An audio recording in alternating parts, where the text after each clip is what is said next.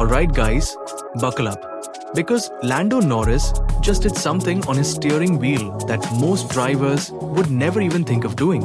And honestly, it might actually be genius. If you look closely at the onboard footage, you can see something unusual on the McLaren dash. There's DCO, TU, SOF, MAG, all the usual data.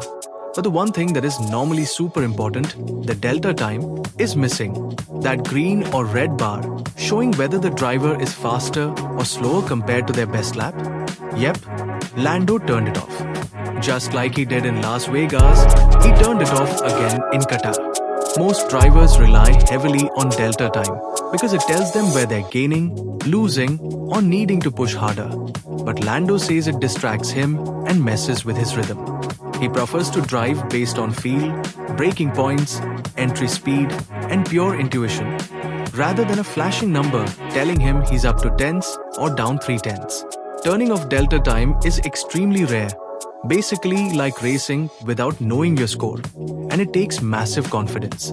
It shows how much Norris trusts his natural feel for the car.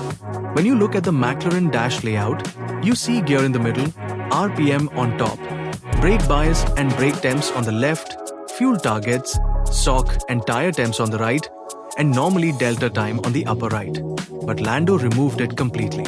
He explained that when he sees a red sector, he tends to push too hard and ends up ruining the lap.